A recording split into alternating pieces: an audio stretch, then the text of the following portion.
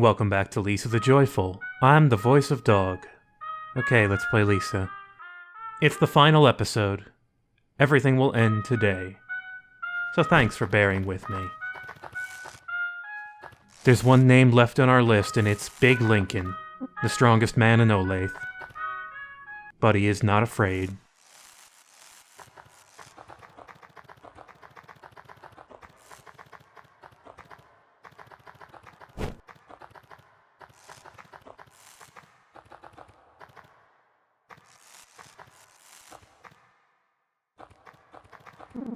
You. Bullet Tom.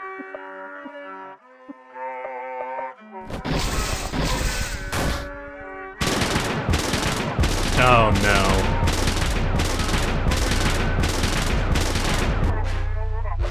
What is it about assault rifles in this world?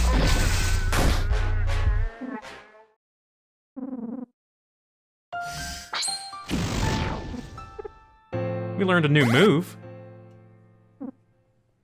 It's Joker Strikes. It's like Wild Strikes, but more. I'll be using it a bit against my better judgment because it's not all that great.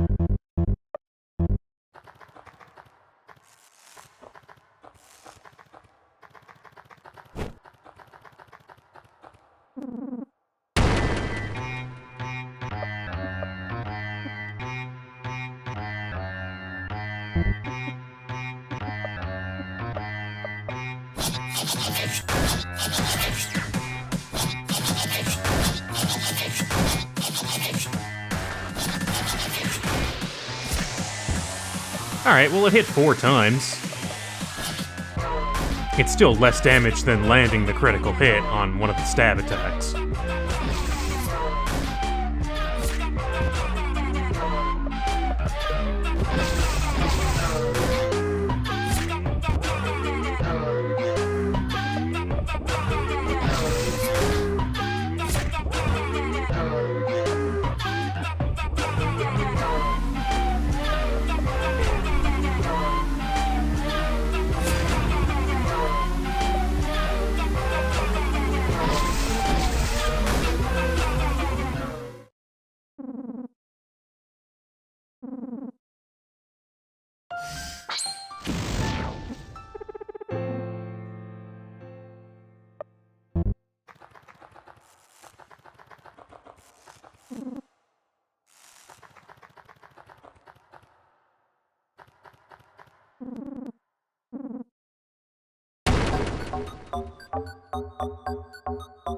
Grip Ripper. Nice.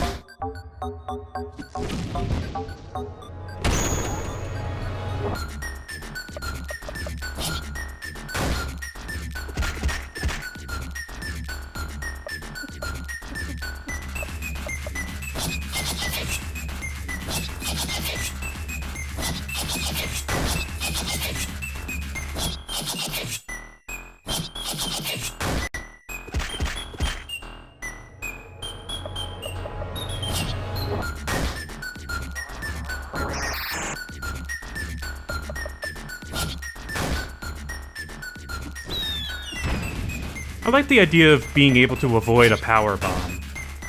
Did you dodge the ground or the grab? What happened there exactly?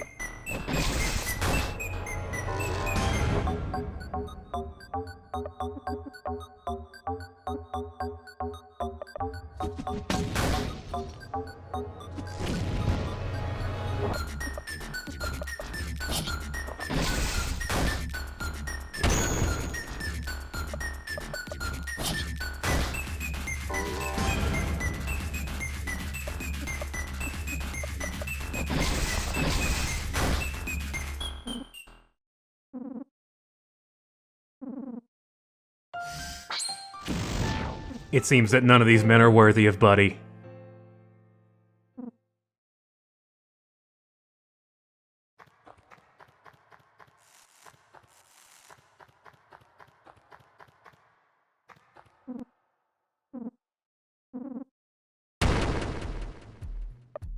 Poker Heat Johnson. Some good names in this area.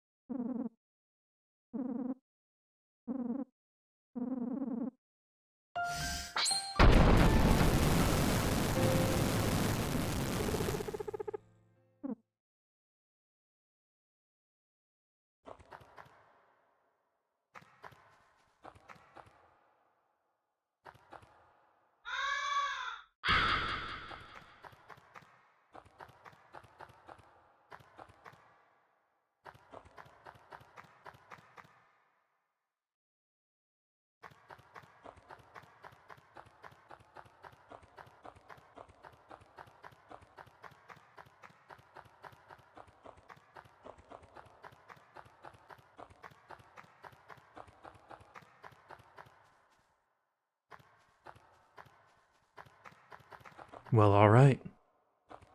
Mr. Lincoln, we have some business with you.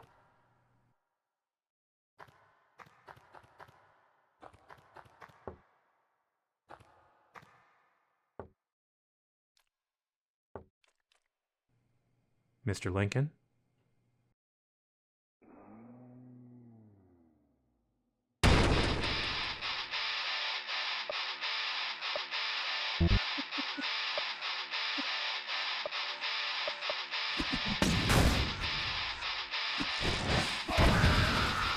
Okay, so Mr. Lincoln hits pretty hard.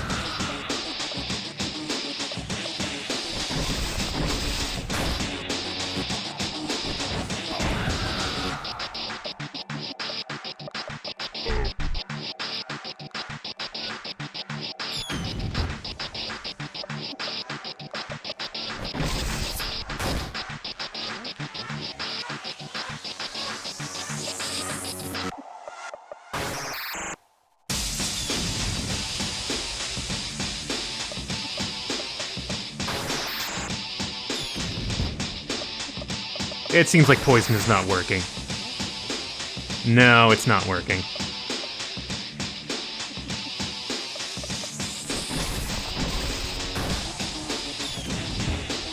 That makes sense, because Big Lincoln has a massive amount of HP, and poison would probably just completely cheese him.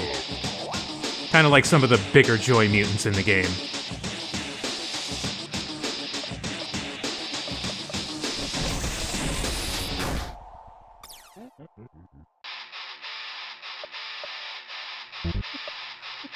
Mr. Lincoln, where'd you go? I still think you're in there somewhere, so we're just gonna keep cutting if you don't mind.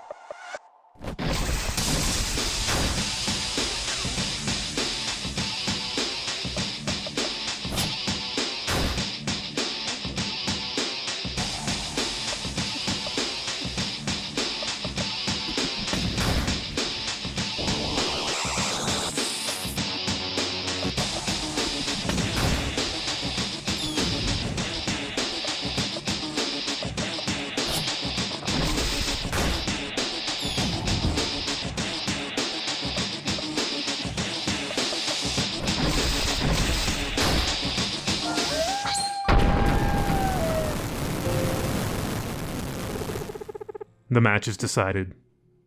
Buddy rules the wasteland.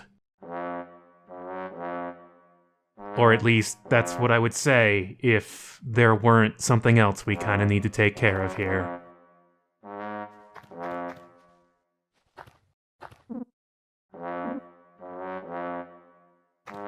Something a little different about the list area, besides the fact that there has been some kind of very large battle going on around it for a little while now.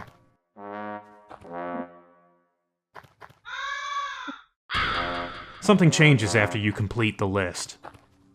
Let's go back to the Joy hideout.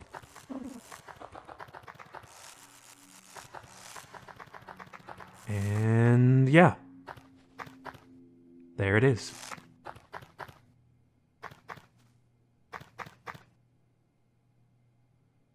So much for having a friend, I guess.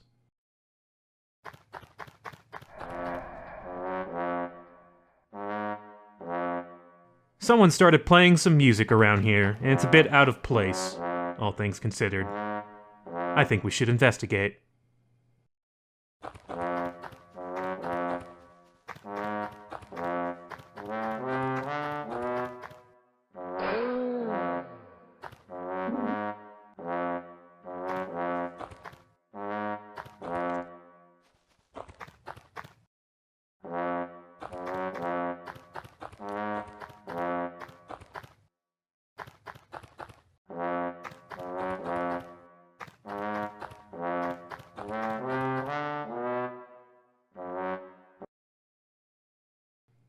Do you recognize this man?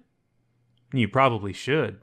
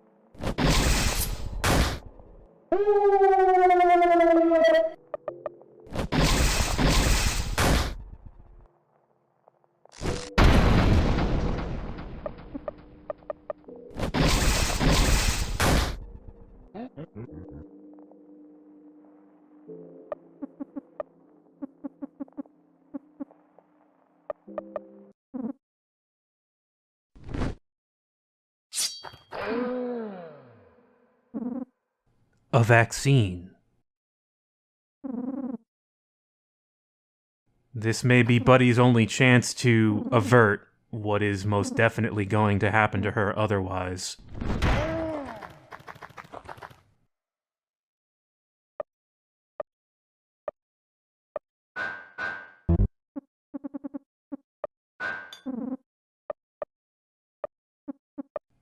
Let's go confront Dr. Yato and his gigantic meat throne.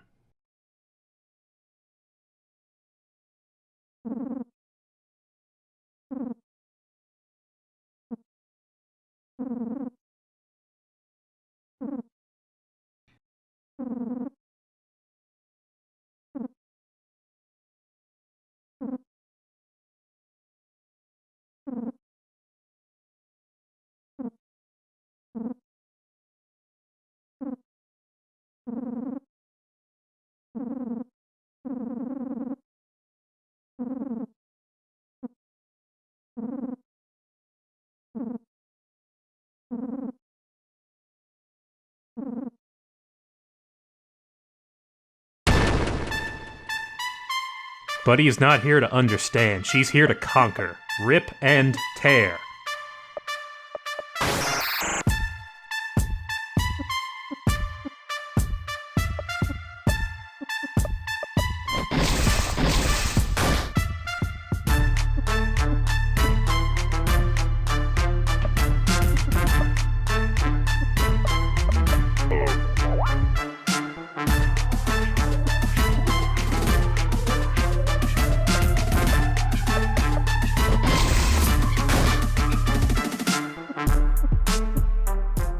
Yato doesn't seem to want to do anything about this. Maybe we should wake him up a bit.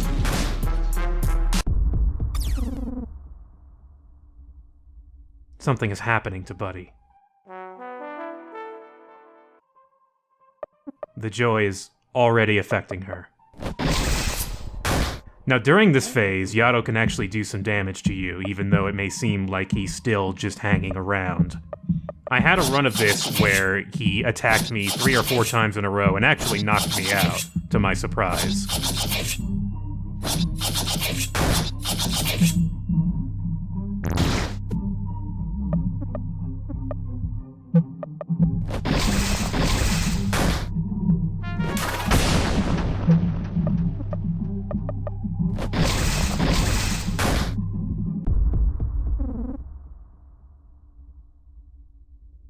But it's getting worse.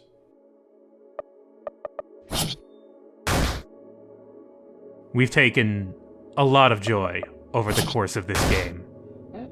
And it's really no surprise that Buddy may be experiencing the transformation.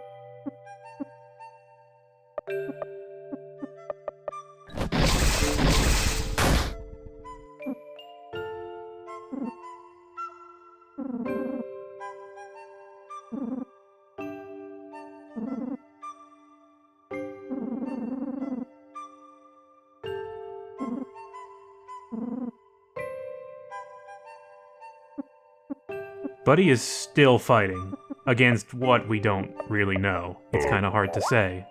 Who knows what's actually happening in reality right now? But she's seeing her dad throughout his lifetime and the ways he changed.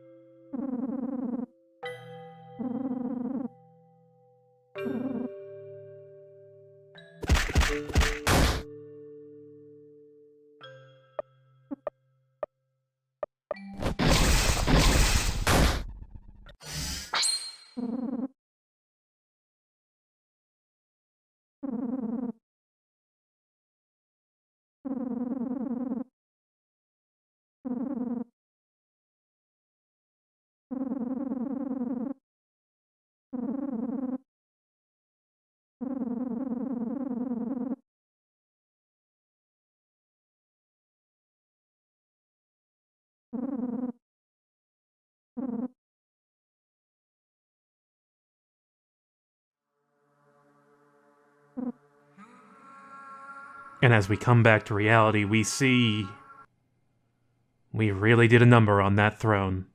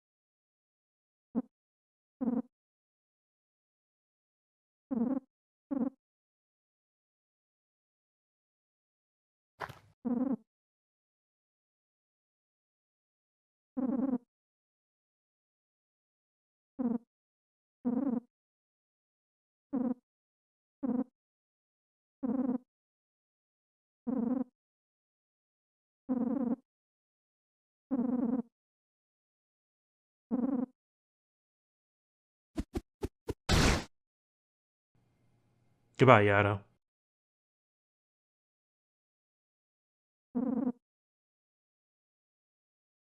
Bernie looks like he's been having a bit of a rough time with the sweetheart mutant.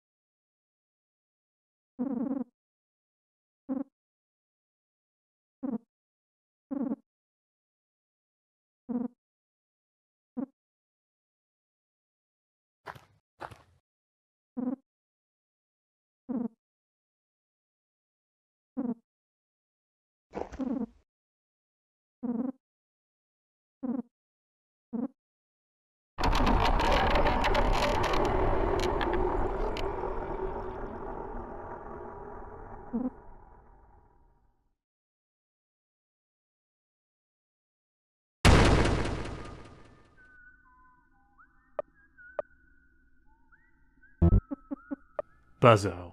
Well, Bernard.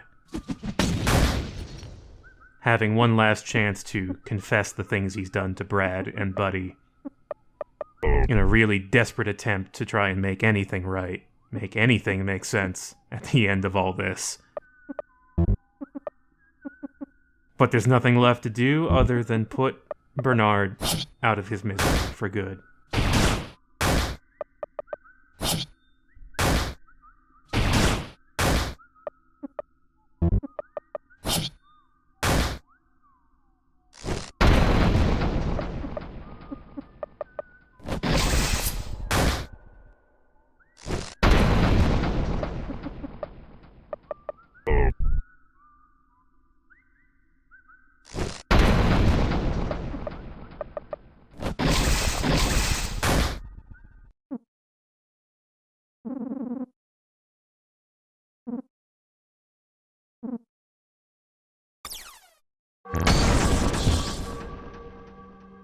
Bernie.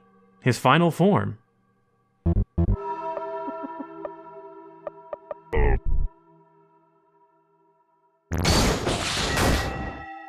Bernie is trying to consume himself.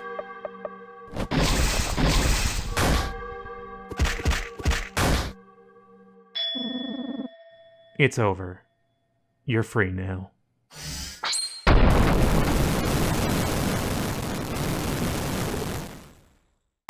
With our last battle, we get the final stab, a move we will never use.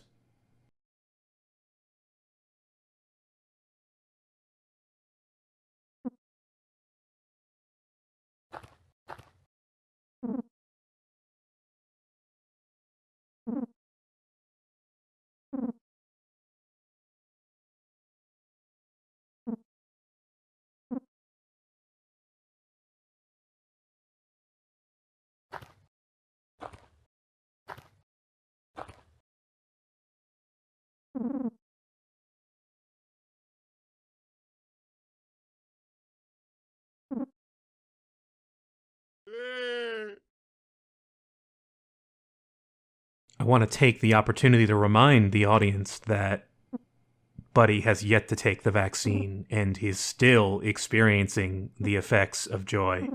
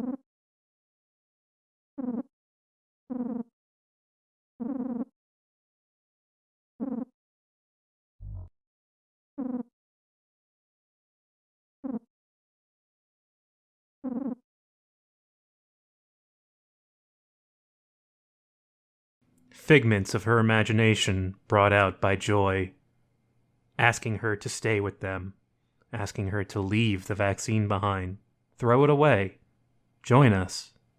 We need you. Buddy doesn't need them anymore.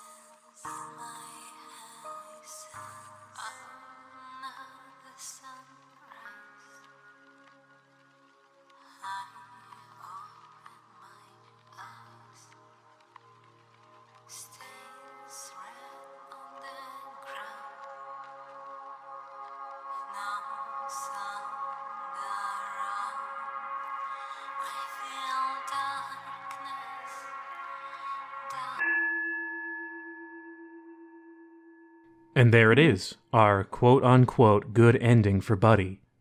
If you take the vaccine, she'll remain in the wasteland as a human, with a mutated Brad and her child that exists for some reason.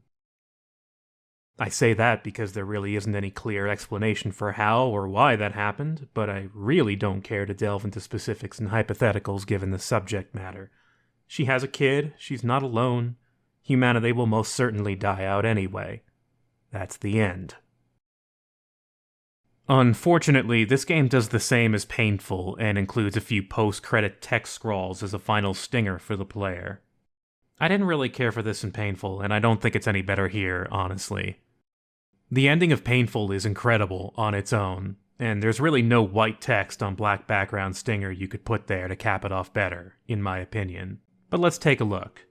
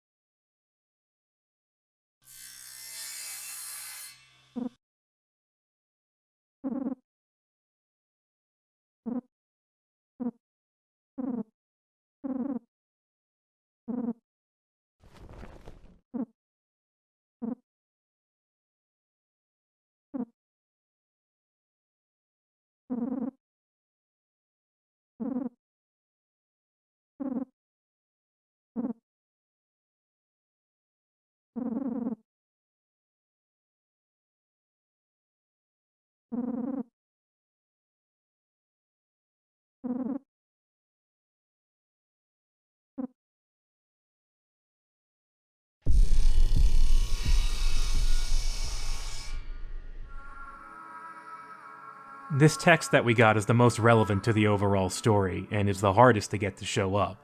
I'm not certain, but I think you need to trigger the coffin sequence with Buzzo after getting the Joy Mask and going to the lab. It depicts the origin of Buzzo's obsession with dismemberment and mutilation, and the horrific reason he did such a thing to someone he cared about. It's a detail I think is definitely worth sharing in some way because it fleshes out some of the imagery you see in the game, including this title screen. But this feels like the worst time for it, after everything is said and done, and only the wasteland and Buddy remain. There's 2 more of these post-credit plot spackles, but honestly neither of them feel at all necessary to me considering how Buddy's story ends. One of these is just Brad being abused by his father as a child. I don't know why this is here, honestly. I didn't need any further reason to dislike Marty Armstrong or further sympathize with Brad. The opening scene of Painful and the various bits of backstory we get throughout were what drove Marty and Brad as characters, and by the end of Painful their stories were told. This just feels tacked on and a little disgusting.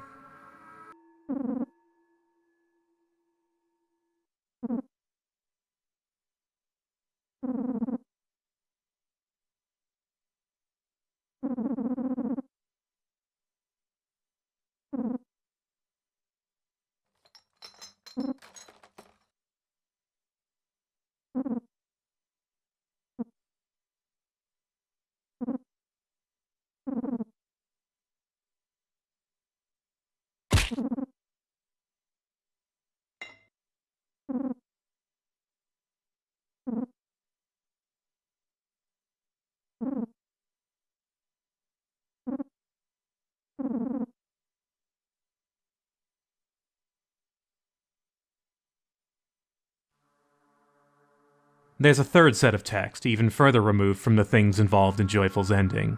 I honestly don't really care to show it off for how inconsequential it is at this point, but here. Basically, it's Dr. Yato and a second unknown party discussing what seems to be pre- or mid-apocalypse plans.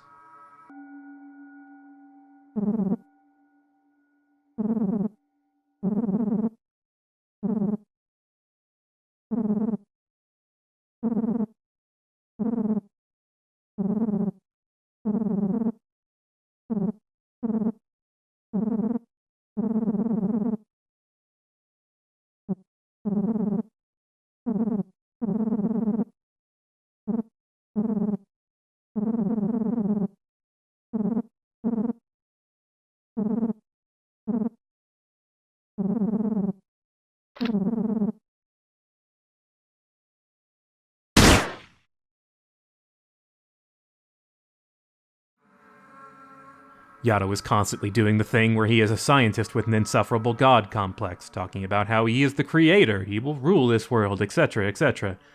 But his plan is pretty clear at this point. He is responsible for Buddy appearing in the wasteland, and it is a key part of his plan to destabilize the world, to the point where his Joy Mutants can overpower what humanity is left. At the end is a very ceremonious gunshot as Yato states he no longer needs the host he used to birth her. This is probably a reference to the body of the woman you can find in the Joy Lab in Painful. This is, in all likelihood, the body of Buddy's mom.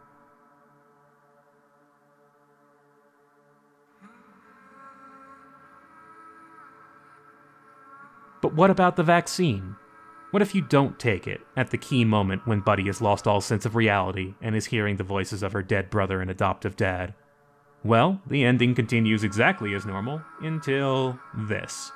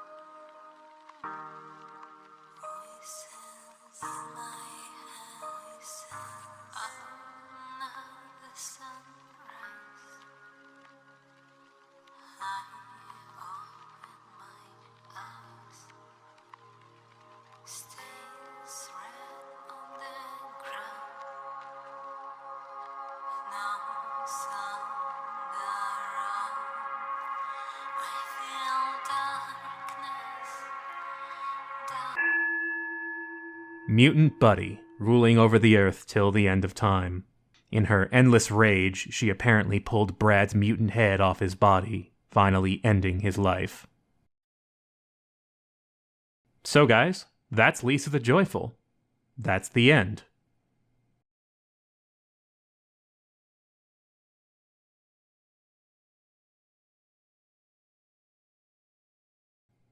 I think it might be finally time to talk about the elephant-shaped joy mutant in the room, and that's the fact that this game is not Lisa the Painful RPG, the game I got weirdly attached to in late 2014.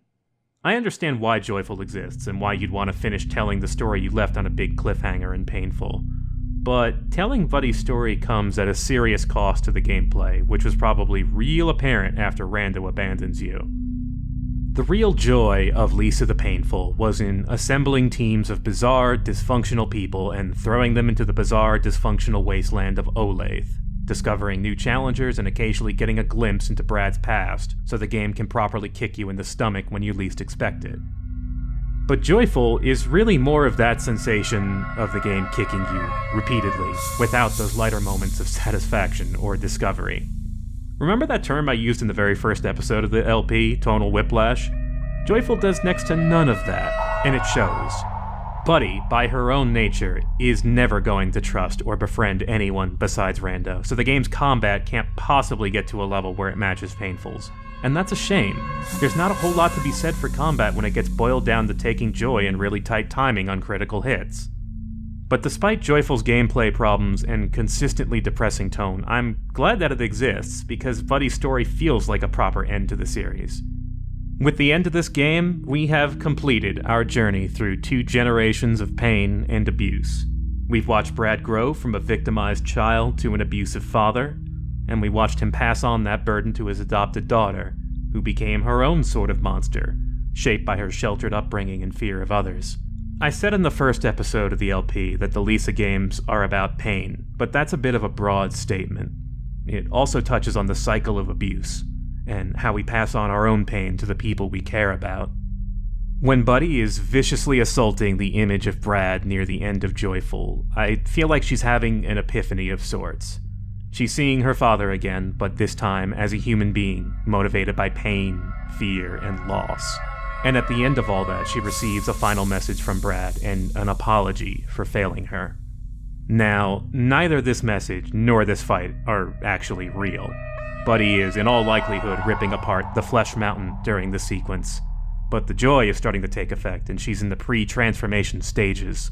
The entire sequence is pretty understated when you consider how it must have looked in reality, and how fucking terrified Yato must have been, watching this tiny drug addict child eviscerate his glorious meat throne that he made with science. But no, during that period, Buddy is locked up in her mind, having it out with her estranged dad. The effect it has on her isn't really conveyed very well, but the overall impression I got was that Buddy started seeing Brad as less of a monster that locked her up in a basement, and more of a flawed human being with their own pain, like her.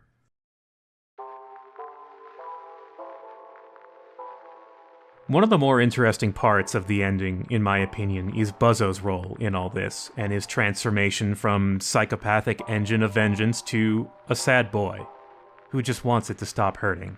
For a period of 30-plus years, Buzzo has dedicated his life to making Brad as miserable as possible, in response to his perceived role in Lisa's death. And by the time it's all said and done, he realizes it's not going to get better for him. Bernard's final act of penance is attempting to explain to Buddy that it wasn't her fault the way things happened, that she gave Brad purpose, and that Buzzo used her against Brad to drive him insane.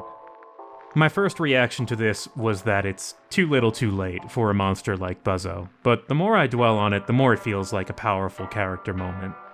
Bernard has lost what looks to be an arm and a shoulder. He's quickly bleeding out. It's his last chance to do a good thing, to try and impart some understanding on this small child who is suffering from events that occurred long before she was even born. He's saying to her that the pain you feel was passed down from our generation to yours, and we're sorry. It's not your fault. But if you continue to dwell on these things and live in the past, then you will end up like us. You have to free yourself.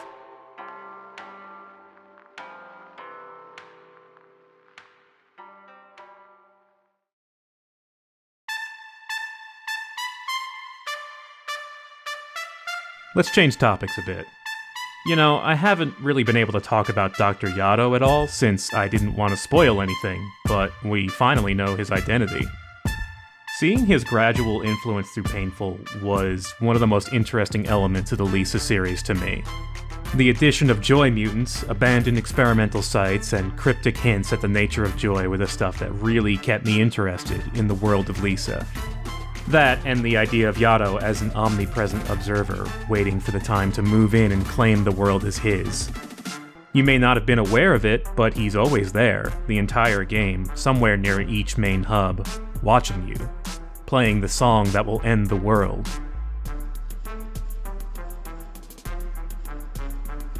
But when Buddy finally encounters him at the end of Joyful, we see the kind of person he is. A weak, cowardly old man who can't even do his own killing, contrary to every other man Buddy has met in the Wasteland. We don't even get the satisfaction of really fighting him, and he's unceremoniously killed by an off-screen projectile before Buddy can even interrogate him. This is kind of a disappointment, in my opinion. I didn't really need more dialogue of Yato declaring himself the God King of the planet or anything, but I guess I was hoping for more of a character behind all the mystery. Yato is far more interesting to the player before you actually meet him, when his presence is only felt by a looping trumpet part as you explore the wasteland, and the gradual realization that his influence can be felt all over with the spread of joy.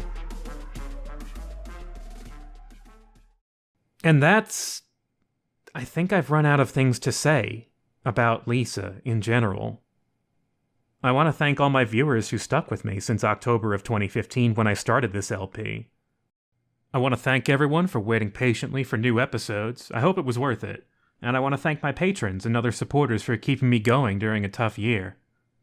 And finally, thanks to Dingaling, now Comet and Crow Games, for creating this bizarre and heart-rending series of games. His next game looks to be centered around martial arts and is currently titled Ninja Tears. Joyful may be rough in some spots, but it also showed a lot of promise, and I'm really eager to see what he's learned from his previous work. So thanks, DL. I hope we see you again soon. As for me, I'll be streaming still on twitch.tv/thevoiceofdog, but I probably won't do another LP for a while unless some game really gets under my skin. I'll be concentrating on streams, occasional photography, and just trying to support myself. So, if you've enjoyed these videos and want to help out, you can donate to my Patreon, or just use the tip jar on my Twitch page for a one-time donation thing. I hope you'll join us on stream sometime. And I hope your lives are full of joy.